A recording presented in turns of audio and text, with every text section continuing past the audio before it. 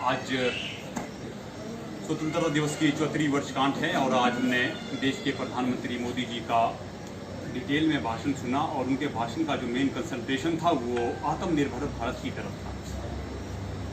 कुछ बातें बात करने की होती हैं और कुछ चीज़ों को बुनियादी तौर पर जो है ग्राउंड में उतारना होता है।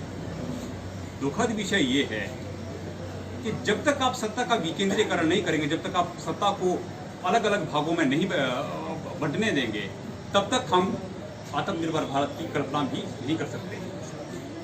हिमाचल प्रदेश राजीव गांधी पंचायती राज संगठन की तरफ से प्रदेश सरकार से ये मांग करता है कि हिमाचल प्रदेश में जो हमारी पंचायतें हैं उसमें फंड, फंक्शन और फंक्शनरी तीनों की व्यवस्था करें। ये तभी संभव है अगर आप संविधान के 73वें और 74वें संशोधन को लागू करवाएं केरल की तर्ज पर, ताकि हमारी जो पंचायतें वो आत्मनिर्भर हो सके। 3226 पंचायतें जिस दिन आत्मनिर्भर हो जाएगी, हिमाचल प्रदेश उस दिन ऑटोमेटिकली आत्मनिर्भर हो जाएगा।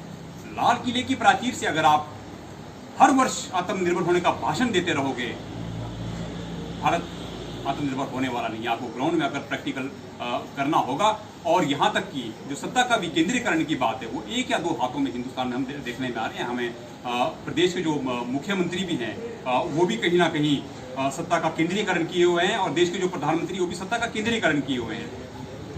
तो जब तक आप विकेंद्रीकरण की बात नहीं करेंगे तब तक आप पंचायतों के मजबूत होने की बात नहीं कर सकते। जब पंचायतें मजबूत नहीं होगी तो देश मजबूत नहीं हो सकता है। हमारा ये मानना है कि आप हिमाचल प्रदेश में अभी नवंबर-दिसंबर में चुनाव होने वाले हैं पंचायती राज के, उससे पहले ये घोषणा करें कि हिमाचल प्रदेश में हम जो कुल 29 विषय हैं, हम चलो डिमांड नहीं रखते हैं पूरे 29 विषयों की भी, मान लीजिए कुछ ना कुछ तो आप ऐसे विषय बुनियादी विषय ले लीजिए जिसको लेकर हिमाचल प्रदेश जो है वो एक शुरुआत कर ले, ताकि 73वां संशोधन जो है ज़मीन पर लागू हो सके और हमारा हिमाचल प्रदेश आत्मनिर्भर बन सके।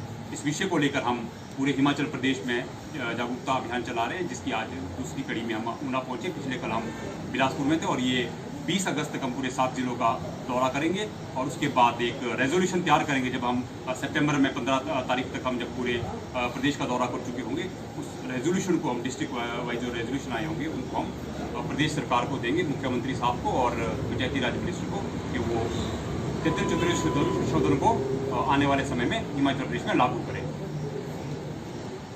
देखो, ये भाजपा का आरोप है कि कोरोना काल के दौरान विपक्ष ने जमींदार विपक्ष की भूमिका नहीं निभाई और मात्र राजनीतिक सीमित रही है। क्या कहना चाहेंगे?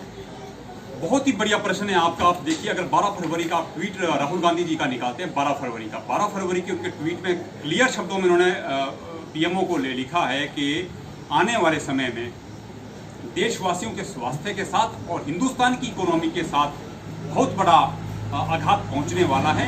उस समय उनका संसद में मजाक बनाया गया। उस समय उनके वक्तव्यों को वहाँ के हमारे जो देश के स्वास्थ्य मंत्री हैं उन्होंने मजाक बनाया। और आज स्थिति ये है कि पूरा हिंदुस्तान एक तरफ तो कोरोना से डरा हुआ है और दूसरी तरफ से जो हमारी अर्थव्यवस्था वो बिल्कुल चौपट है। 14 करोड़ लोग हमारे देश के युवा नौकरियों से हाथ धो बैठे हैं।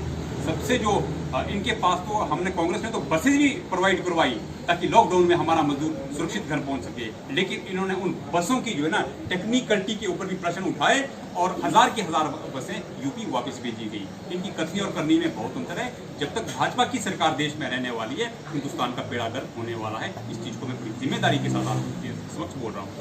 पंचायती राज चुनाव से सरकार ने ऐसा अंदेशा जताया है या ऐसा संकेत दिया है कि चुनाव समय पर होंगे। कांग्रेस की क्या रणनीति रहेगी? कांग्रेस पूरी तरह से तैयार है। हिमाचल प्रदेश की 3226 पंचायतों में जो जनमानस है उन्होंने देखा है कि किस तरह से लॉकडाउन के दौरान जो हमारे 2 लाख जो हिमाचल प्रदेश के लोग वापिस हिमाचल प्रदेश आए और उनको आज दर की ठोकरें खानी पड़ रही है। और जिसको थोड़ा बहुत रोजगार अगर मिला भी है तो वो मनरेगा के माध्यम से मिला है। और वो मनरेगा जो कांग्रेस के समय में मनमोहन सिंह जी की सरकार में मिला था, उसके आधार पर लोगों को तो थोड़ा बहुत आश्रय मिला है। लेकिन आज की सरकार जो है ये मात्र नाटियों तक सीमित रह गई है। और आज हम देखते हैं कि डे बाय डे कम से कम 150 के आसपास केस भी 100 और 150 के बीच में केस आने दिन में शुरू हो गए हैं। और अभी तक भी इनके पास कोई व्यवस्था नहीं है कि किस तरह से हमने कोरोना को रोकना है और किस तरह से हमने बेरोजगारों को रोजगार दिलवाना है।